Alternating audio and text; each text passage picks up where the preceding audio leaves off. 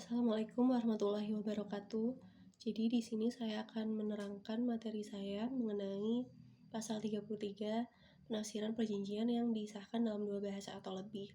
Jadi inti dari ayat pertama yaitu jika suatu perjanjian internasional yang disahkan dalam dua bahasa atau lebih, maka semua teks tersebut itu dianggap sah secara hukum. Namun para pihak itu juga boleh sepakat ketika bahwa terdapat perbedaan makna antar teks tersebut. Nah, maka hanya satu teks saja yang menjadi acuan. Alasannya yaitu karena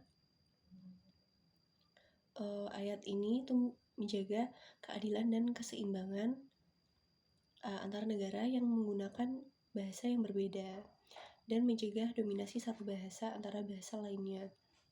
Misalnya dalam Piagam PBB yang disahkan 6 bahasa resmi, semua versi itu dianggap sama-sama otentik atau memiliki kekuatan hukum yang setara.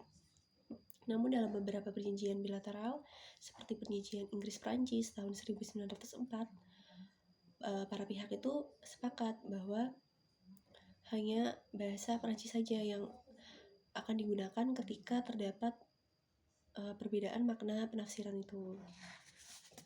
Kemudian yang kedua, intinya juga jika suatu versi perjanjian diterjemahkan ke bahasa lain selain di luar bahasa resmi yang disahkan, nah versi tersebut itu tidak otomatis sah.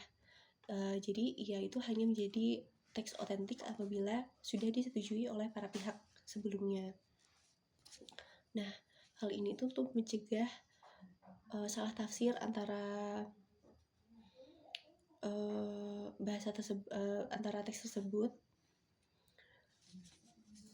sehingga menimbulkan versi yang tidak resmi dan dapat mengubah makna hukumnya. Contohnya misalnya dalam perjanjian ASEAN Charter yang disahkan dalam bahasa Inggris saja. Nah, bahasa Indonesia itu boleh menerjemahkannya ke bahasa Indonesia, namun terjemahan tersebut itu tidak berlaku secara teks tersebut tidak berkekuatan hukum yang resmi gitu, tidak sah secara hukum gitu. Jadi itu hanya berfungsi sebagai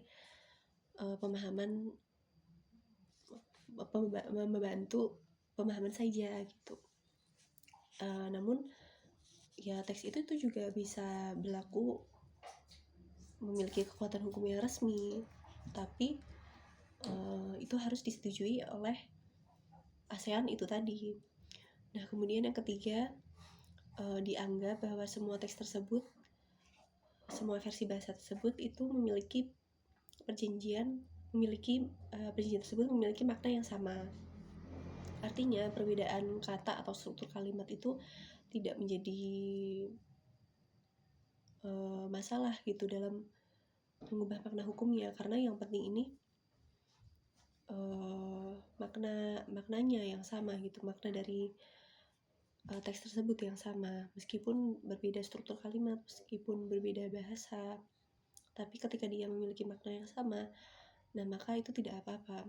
Jadi prinsip ini tuh menjaga konsistensi dan juga kesatuan maksud dari isi perjanjian tersebut agar tidak terjadi interpretasi atau penafsiran yang menimbulkan sengketa.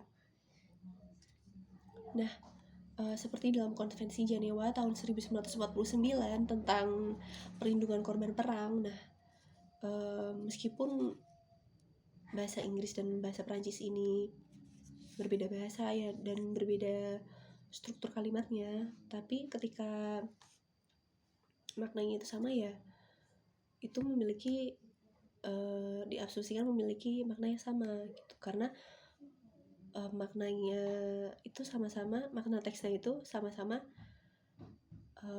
bermakna dalam mengatur perlindungan korban perang.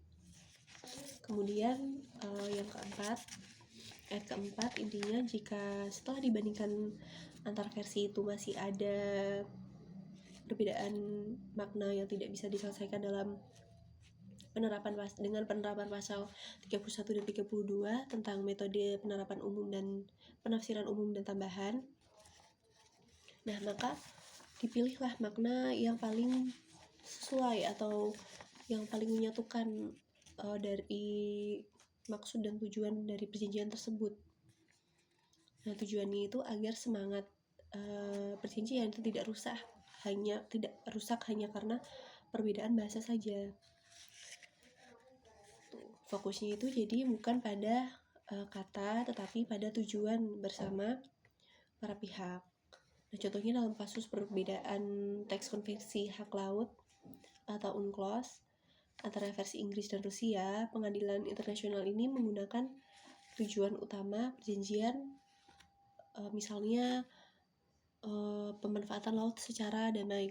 Nah, mereka itu fokus pada tujuan utama perjanjian tersebut, ya fokusnya itu untuk pemanfaatan laut secara damai, untuk menafsirkan pasal yang ambigu. Jadi bukan hanya berpegang pada satu bahasa saja.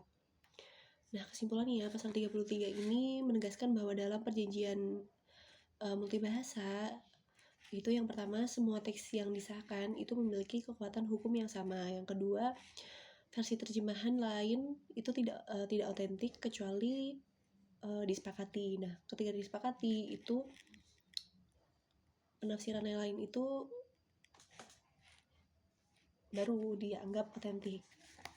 Kemudian yang ketiga, makna tiap versi itu dianggap sama dan jika berbeda dipilih makna yang paling menyesuaikan atau menyatukan dengan